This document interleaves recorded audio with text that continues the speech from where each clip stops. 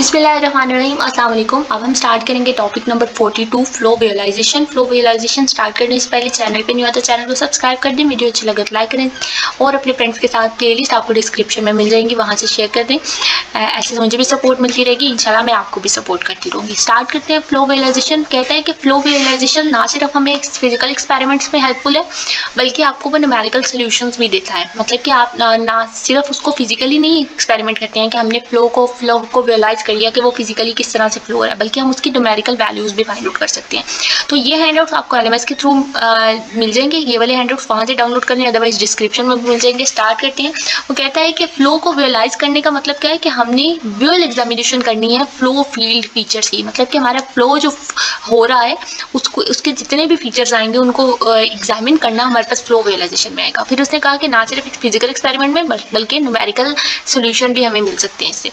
उसके बाद उसने यहाँ पे जो मेन बात की है कि इंसान एक होल पिक्चर क्रिएट कर लेता है, सो ही और she can see the whole picture rather than merely list of number and quantitative data. Why? Because the human mind is designed to rapidly process an incredible amount of visual information. तो एक human mind एक time में कई ज्यादा visual information अपने mind के अंदर बना सकता है। सो as they say a picture is worth 1000 word, there are many types of flow pattern can be visualized. अब बस बहुत से फ्लो पैटर्न हैं जिनको हम देखेंगे, कुछ फिजिकली एक्सपेरिमेंटली होंगे या कुछ न्यूमेरिकल सॉल्यूशन की हेल्प से होंगे। अब हमारा टॉपिक नंबर 43 क्या है? स्ट्रीमलाइंस के लिए। स्ट्रीमलाइंस क्या है? स्ट्रीमलाइंस क्या होती है? अभी हम इसको डिटेल डिस्कस करने लगे हैं। स्ट्रीमलाइन कहता है कि एक ऐसी इमेजिनरी लाइन है, या आप कह सकते हैं कि स्ट्रीमलाइन एक ऐसा कर्व है। अगर मैं यहाँ पे एक कर्व ड्रा करूँ और उसके अकॉर्डिंग ही इस डेफिनेशन को एक्सप्लेन करें तो ज़्यादा अच्छा समझ आएगा। अब वो कहते हैं कि स्ट्रीमलाइन एक ऐसा कर्व या एक ऐसी इमेजिनरी लाइन है जिसके अलॉन्ग हम उसके किसी भी पॉइंट के ऊपर कोई टेंजेंट ड्रा करें। फॉर एग्जाम्पल मैं इसके अलॉन्ग यहाँ पे कोई टेंजेंट ड्रा करती हूँ। ओके, यहाँ पे हमने इसके अलॉन्ग एक टेंजेंट ड्रा किया, इस पॉइंट पर एक टेंजेंट ड्रा कर लिया। अब वो टेंजेंट हमें क्या बताता है? वो टेंजेंट हमें instantaneous everywhere tangent to the instantaneous local velocity vector. अब यहाँ पे जो इंस्टेंटेनियस का वर्ड है ये बहुत इंपॉर्टेंट है। इंस्टेंटेनियस क्या है? इंस्टेंटेनियस बता रहा है कि हो सकता है कि यहाँ पे जो फ्लूइड पार्टिकल है वो अपनी डायरेक्शन को बदल लें। अब मतलब कि हमारे पास ये टेंजेंट क्या बता रहे हैं? उस लाइन की, उस कर्व की डायरेक्शन को बता रहा है। तो स्ट्रीमलाइन जो है एक कर्व है।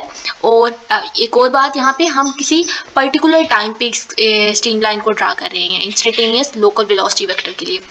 स्ट्रीमलाइन इज अ कर्व और imaginary line that is everywhere tangent. अब आप इसके अलावा कोई और भी टेंजेंट ड्रा कर लें तो वो हमें क्या बता रहा है?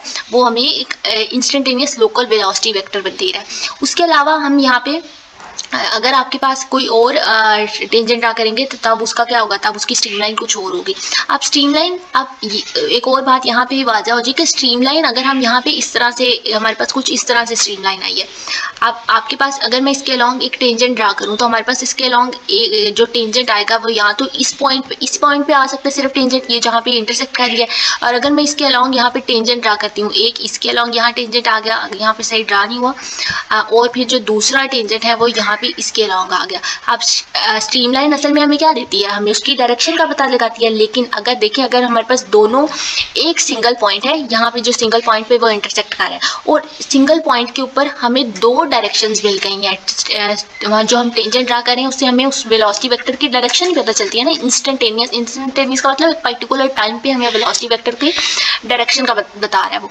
अब देखें, अब हमारे पास एक पॉइंट है जिसपे वो इंटरसेक्ट हो रहा है, वो स्ट्रीमलाइन इंटरसेक्ट हो रही है और उस पॉइंट पर हमारे पास जो हमने टेंजेंट ड्रा की है वो दो ड्रा हुई है। अब अगर आप देखें, एक सिंगल पार्टिकल और दो आपके पास जो है वो टेंजेंट ड्रा हो गए हैं, लेकिन जो स्ट्रीमलाइन होती है वो कभी भी इंटरसेक्ट नहीं करती है। मतलब कि वो ऐसे क्रॉस नहीं हो सकती है। आपके पास स्ट्रीमलाइन के अकॉर्डिंग के ऊपर हर पॉइंट का एक अलग टेंजेंट होगा। एक पॉइंट के ऊपर दो टेंजेंट या दो डायरेक्शंस उस वेलोसिटी वेक्टर की नहीं हो सकती हैं। तो हम कह सकते हैं कि streamline never intersect each other. और ये भी हो सकता है कि सिंगल पार्टिकल, इसकी जो रीजन हो सकती है कि single particle can not have two directions of velocity. तो आपके पास एक पार्टिकल, ये सिंगल पार्टिकल जहाँ पे इंटरसेक्ट कर रहा है, इसकी दो डायरेक्शंस नहीं हो सकती हैं। एक तो ये हो गया। अब अगर हम यहाँ पे इस तरह से देखें कि हमारे पास ये एक स्ट्रीमलाइन है और जो कर्व पाथ है और एक ये स्ट्रीमलाइन है। अब हम इसके अलॉन्ग अगर इसका टेंजेंट ड्रा करें तो हमारे पास इसके अलॉन्ग टेंजेंट किस तरह से ड्रा होगा? इस पॉइंट के अकॉर्डिंग हमारे पास एक यहाँ पे इसका टेंजेंट आएगा और जो दूसरा टेंजेंट, अगर हम कहते हैं कि हमारे पास उसका जो दूसरा टेंजेंट है वो इधर आ रहा है, आप देखें क्या हमारे पास इस एक सिंगल पार्टिकल के ऊपर या एक सिंगल पॉइंट के ऊपर जहाँ पे वो इंटरसेक्ट हो रही है उसके अलावा अभी हमने कहा कि हम दो डायरेक्शंस नहीं दे सकते हैं। तो सिंगल पार्टिकल या सिंगल पॉइंट के ऊपर कोई दो डायरेक्शंस वेलोसिटी की हो ही नहीं सकती, तो हमारे पास ये भी एक स्ट्रीमलाइन नहीं है। तो स्ट्रीमलाइन हमें क्या बता रही है यहाँ पे, इनको ड्रा करने का क्या मकसद था कि स्ट्रीमलाइन कभी भी इंटरसेक्ट नहीं करती है। Streamline are useful as indicator of the instantaneous direction. Instantaneous direction जितने हमारे पास पर्टिकुलर टाइम के अंदर वो फ्लूइड की मोशन हमें जो डायरेक्शन देगी।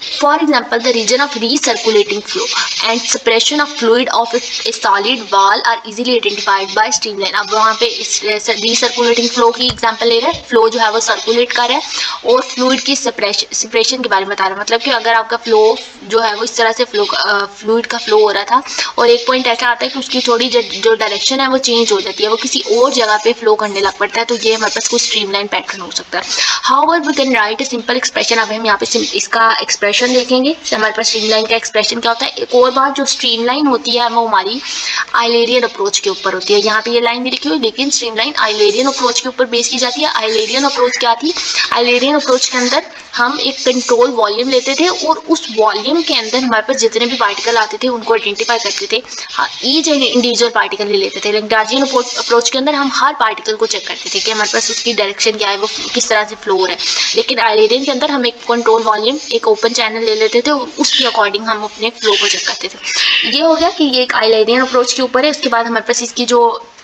इक्वेशन बन के आती है वो भी हम देखते हैं। We can write streamline based on the definition.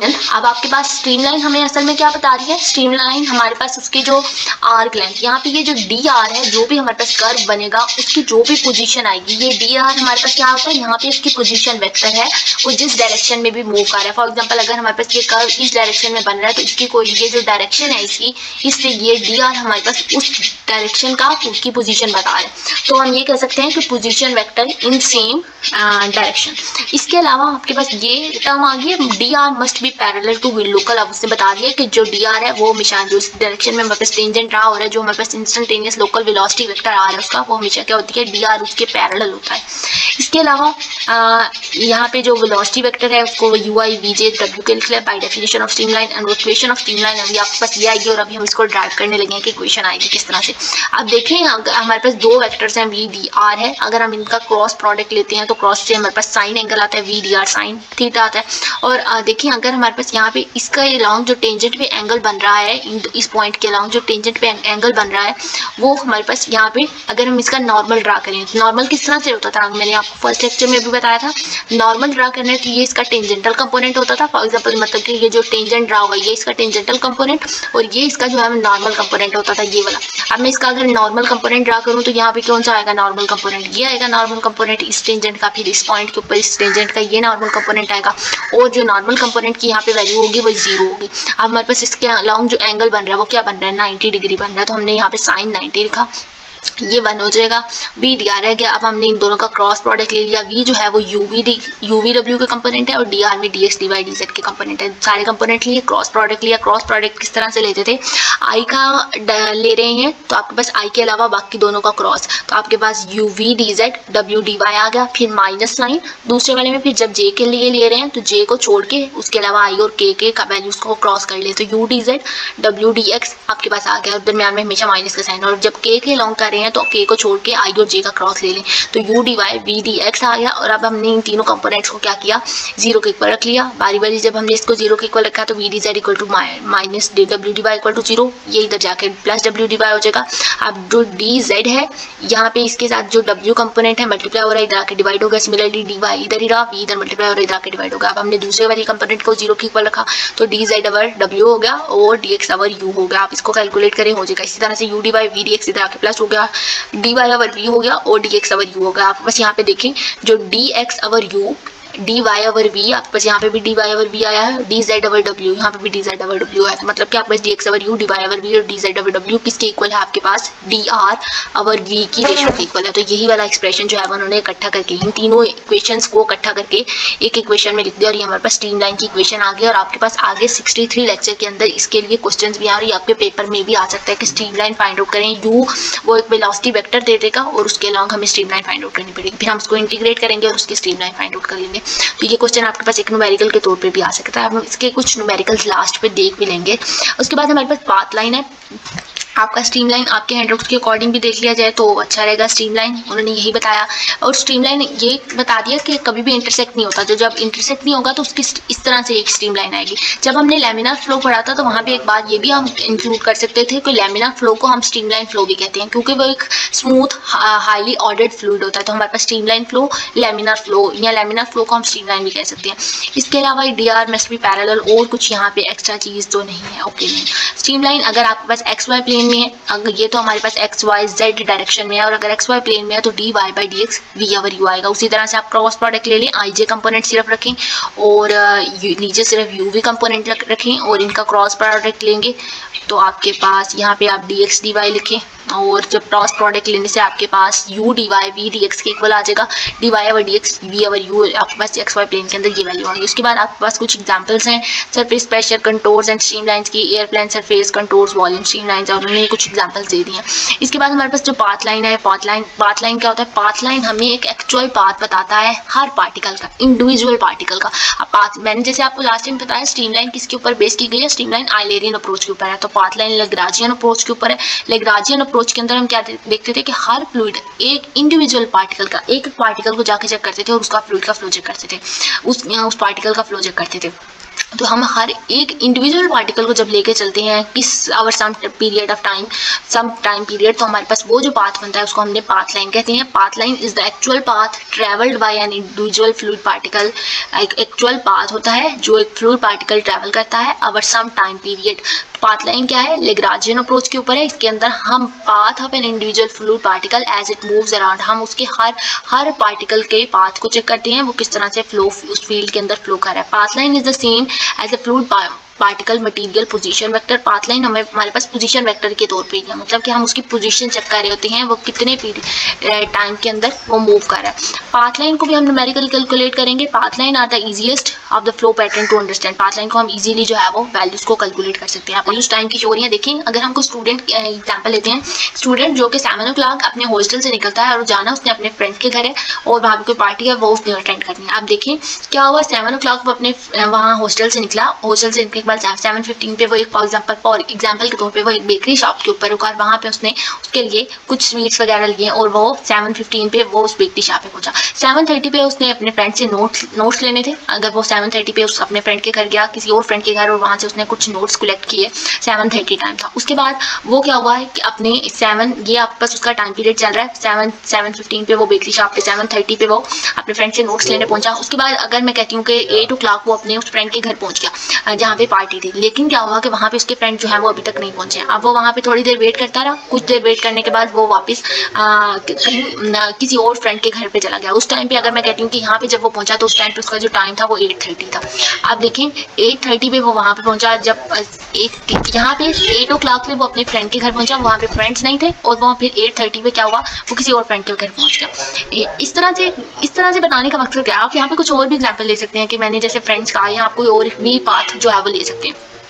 फिर क्या हुआ कि वो अपने वहाँ से उसके घर से निकला, वो वापस अपने हॉस्टल जाना चाह रहा है, लेकिन वो उसके बाद वो 8:30 पे जब निकल आया, उसके बाद वो क्या होता है कि उसके फ्रेंड का दोबारा फोन आता है कि मैं तो अपने जहाँ पे पार्टी है हम वहाँ पे पहुँच चुके हैं। तो वो क्या करेगा, अब वो क्या होगा कि वो 8:30 पे वहाँ से दोबारा निकला और अपने दोबारा यहाँ से वो 8:30 से निकला और वो दोबारा इस पाथ से होके शॉर्टकट रास्ते से होके हम कह सकते हैं कि वो दोबारा अपने उस फ्रेंड के घर पहुँचा। आप देखें ये हमारे पास क्या हुआ, 7 o'clock स्टार्ट हो गया, 7 o'clock से 7:30 तक यहाँ पे मूव हुआ। उसके बाद T=T4 टाइम पे 8 o'clock पे वो अपने उस फ्रेंड पार्टी जहाँ पे पार्टी थी वहाँ पहुँचा। उसके बाद वो अपने फ्रेंड के घर गया और यहाँ से वो दोबारा मूव करके दोबारा कॉल आने पे उस फ्रेंड के घर चला गया। आप देखें हमारे पास जो इस टाइम पे उसका जो पाथ बना है वो हमारे पास एक पर्टिकुलर टाइम पे उसकी एक एक्चुअल पाथ है। हमें हर इंडिविजुअल पाथ का पता है कि वो किस तरह से मूव कर रहा है। हमें पाथ लाइन क्या कहता है, actual path travelled by an individual fluid particle. अब वो जो है वो है एक इंडिविजुअल फ्लूइड पार्टिकल, एक पार्टिकल है वो एक पाथ को जो है वो ट्रेवल कर रहा है और उसने डिफरेंट टाइम के ऊपर अपना एक पाथ पाथ ट्रैवल किया और वो एट द एंड वापस अपने उस फ्रेंड के घर आ गया जहाँ पे पार्टी थी।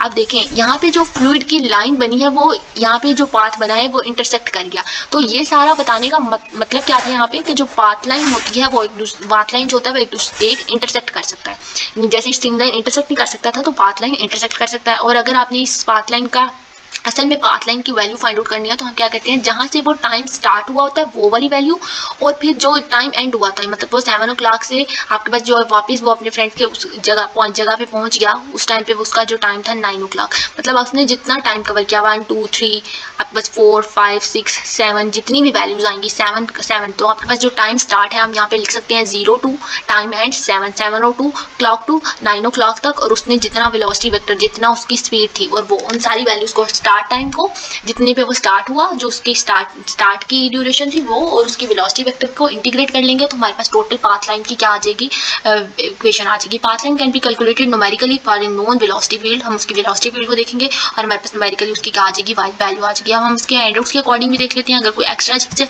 यहाँ पे एक वैल्यू लिखी है, एक टर्म लिखी है, particle image velocimetry is a modern experimental technique to measure velocity field over plane in a flow field. आपके पास ये जो क्या है, PIV एक मॉडर्न एक्सपेरिमेंटल टेक्निक है जिससे हम क्या करते हैं, किसी भी प्लेन या किसी भी फ्लो फील्ड के अंदर उसकी वेलोसिटी को इजीली मेजर कर सकते हैं। तो यहाँ पे उसने ये बता दिया कि fluid particle at some intermediate time, ये उसने इस चीज़ की एग्जांपल दी है। फ्लूइड जो है वो मूव किया, फिर इस पॉइंट पे गया, फिर इस पॉइंट पे गया, जो स्टार्ट टाइम था वो उसका ये था। उसके बाद किसी इंटरमीडिएट टाइम पे एक पर्टिकुलर टाइम पे जैसे मैंने आपको एग्जांपल दी और एंड टाइम लिया था, तो फिर हमारे पास जो उसका स्टार्ट से एंड तक का टाइम है उसने इसको इंटीग्रेट कर लेना है, उसकी वेलोसिटी फील्ड आ जाएगी, उसके बाद पाथ लाइन की उसकी वैल्यू आ जाएगी। तो ये उसका हो गया पाथ लाइन वाला टॉपिक।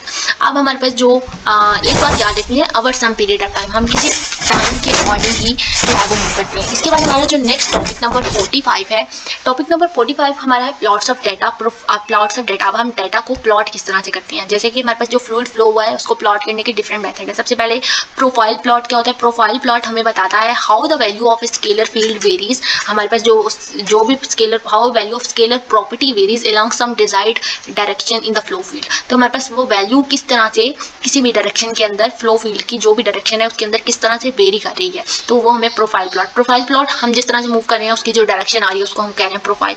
या हमने कहीं जाना है, किसी डेस्टिनेशन पे पहुंचना है, तो जो हमारी डायरेक्शन होगी वो हमारे पास क्या होगी, प्रोफाइल प्लॉट होगी। इसके अलावा हमारे पास वेक्टर प्लॉट इज एन अरे ऑफ एरोज। वेक्टर प्लॉट हमारे पास एरोज की अरे है जिसके अंदर हम उसकी मैग्नीट्यूड भी देखते हैं और डायरेक्शन भी देखते हैं। Vector property eight an instant of time, किसी भी पर्टिकुलर टाइम के ऊपर उसकी मैग्नीट्यूड और उसकी डायरेक्शन दोनों को देखा जाता है, जिसके अंदर वो हमारे पास वेक्टर प्लॉट है। और जो हमारे पास कॉन्टूर प्लॉट है, यहाँ पे कॉन्टूर प्लॉट नहीं दिया गया, हम यहाँ से कॉन्टूर प्लॉट देख लेते हैं जी।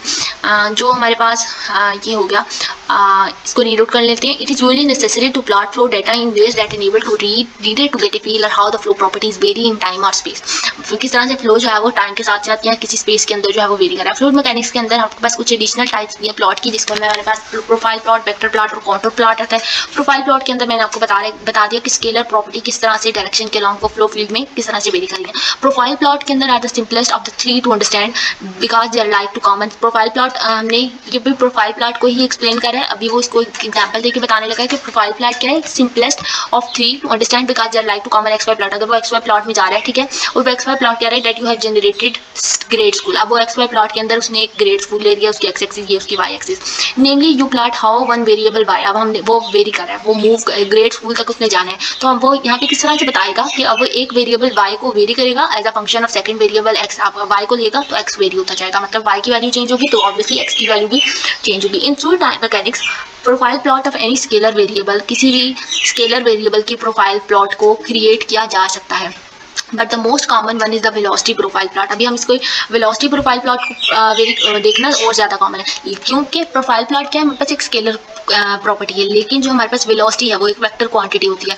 और उसको प्लॉट करने के लिए हमारे पास इसकी वेक्टर क्या होता है, उसके अंदर मैग्नीट्यूड और उसकी डायरेक्शन दोनों को देखा जाता है। तो वो usually plot either the magnitude of velocity or one of the component of velocity vector as a function of distance in some desired location. हम उसकी अगर हमारे पास इसकी वेलोसिटी प्रोफाइल भी बनानी पड़ गई है तो हम उसकी मैग्नीट्यूड और उसकी डायरेक्शन दोनों को देखने वाले हैं। तो लेकिन प्रोफाइल प्लॉट के अंदर हम देखते हैं कि वो किस डायरेक्शन के अंदर फ्लो जो है वो हो रहा है। उसके बाद vector plot area of arrows है including indicating the magnitude and direction. Magnitude और direction at an instant of time, particular time के ऊपर हमारे पास मैग्नीट्यूड और डायरेक्शन दोनों बताई जाती है। कॉन्टूर प्लॉट नेम से पता चल रहा है कि हमारे पास कुछ कर्व्स होंगी, किसी कांस्टेंट वैल्यूज के जो कर्व बनेगा उसको हम क्या कह रहे हैं, किसी पर्टिकुलर टाइम के ऊपर वो हमारे पास कॉन्टूर प्लॉट होगा। इसके बाद kinematics description and rate of translation and rotation है। इंशाल्लाह हम इसको एक ही लेक्चर के अंदर कवर करेंगे और ये सारा हमारा जो वर्टोसिटी और कर्ल है वो सारा इंशाल्लाह हो जाएगा। वीडियो अच्छी लगे लाइक करें, चैनल को सब्सक्राइब करें, अपने फ्रेंड्स के साथ शेयर करें। प्ले लिस्ट आपको डिस्क्रिप्शन में मिल जाएगी, हैंडआउट्स का लिंक भी आपको डिस्क्रिप्शन में मिल जाएगा। अल्लाह हाफिज़, थैंक यू।